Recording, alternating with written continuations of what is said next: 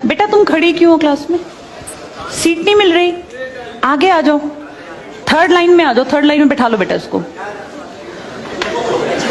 फिर तेरी बहन को जब कोई कहेगा यहाँ आके बैठ जा, फिर अच्छा लगेगा? थोड़ा लिमिट में रहना चाहिए ना। बैठ जाओ बेटा। चलो अपने देखो, अपने व्यवहार को ऐसा रखो जैसा तुम दूसरे के साथ करो, तुम्हारी बहन के साथ वही होगा। यहाँ नहीं, जहां वो कॉलेज में जाएगी वहां होगा, बस में होगा, ऑटो में होगा। समाज सबसे मिलके बनता है। तुम घटिया हो ना किसी के लिए, तो तुम्हारी बहन के लिए 100% कोई ना कोई घटिया। भगवान जो है कर्मा रिटर्न्स बैक है, ये सीधी थ्योरी है ये। और ये मैं अपने लिए भी मानती हूँ, मैं अपनी बेटी के लिए भी मानती हूँ।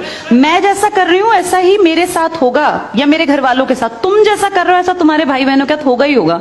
हम किसी भी बेटी के साथ गलत करेंगे ना, तो अपने आप को इसके लिए तैयार रखना कि मेरी बहन भी पढ़ने निकलेगी। आज छोटी है तो कल निकलेगी। चाचा की बेटी, मामा की बेटी, ऐसा नहीं कोई घर में रिश्ते ही ना हो, माँ भी तो होगी।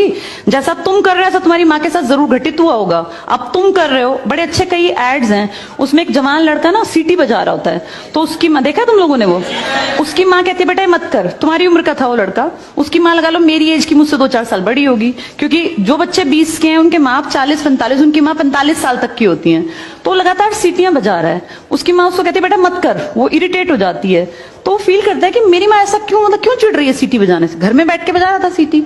तो उसकी माँ को याद आता है कि जब मैं रोज बस स्टॉप पे जाती हूँ, 45 साल की अधेड़ उम्र की एक औरत, एक घटिया लड़का, मतलब ऐसे नहीं होते बिल्कुल ही घटिया जिनकी परवरिश हो, वो रोज उसको परेशान करता है, उस 45 साल की औरत को।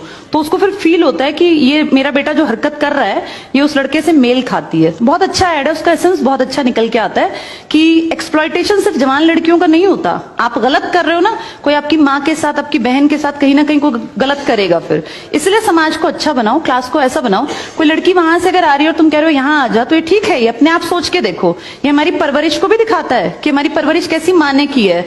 अपनी बेटियों को जितने हम संस्कार देते हैं ना, उससे ज्यादा बेटों को देने चाहिए, क्योंकि गलत करने वाले लड़के ही तो है ना, किसी के प्रति गलत कमेंट करने वाले। ये ठीक नहीं होता। इतने काबिल बनो कि कोई तुम्हारे साथ बैठना चाहे। तुम्हें ये कहना पड़ रहा है कि यहाँ के बैठ जाओ, तुम कोई वो छिछोरे 70-80 के दशक के लड़के थोड़ी ना हो, पढ़े लिखे 21वीं-22वीं सदी के लड़के बैठे हो। तुम कोई बच्चे नहीं हो। अब अपने व्यवहार को इतना अच्छा बनाओ, क्योंकि जब गलत बात बोलो ना तो ये सोच के बोलना कि मेरे घर में जो औरत है ना उसको ये सहना पड़ रहा है कहीं ना कहीं। तुम ही लोगों ने समाज बना रखा है, इसको घटिया बना लो चाहे अच्छा बनाओगे तो पूरा समाज अच्छा बन जाएगा। घटिया बनाओगे तो तुम्हारी माँ को भी 100% सुनना पड़ता होगा, क्योंकि ये कर्म है, ये किसी को नहीं छोड़ते। तुम सबको चार दीवारी में नहीं रख पाओगे। तुम्हारी माँ को भी कहीं ना कहीं बाहर निकलना पड़ता है, चाहे वो मार्केट सब्जी लेने जाती हो, गांव में रहते हो तो गली में तो निकलती है ना, उसको भी सुनना पड़ता होगा, क्योंकि समाज बनाने वाले तुम ही लोग हो। तो ये ध्यान रखो सबको कि भाई किसी को हमारे किसी भी कमेंट से बुरा ना लगे, और इनको अलग मत समझो। जैसी तुम्हारी बहनें ऐसी ये हैं। पसंद आना कोई अलग बात होती है, पर व्यवहार अच्छा रखना चाहिए। तुम्हारी परवरिश अच्छी माने की है, कम से कम ये दिखा के चलना।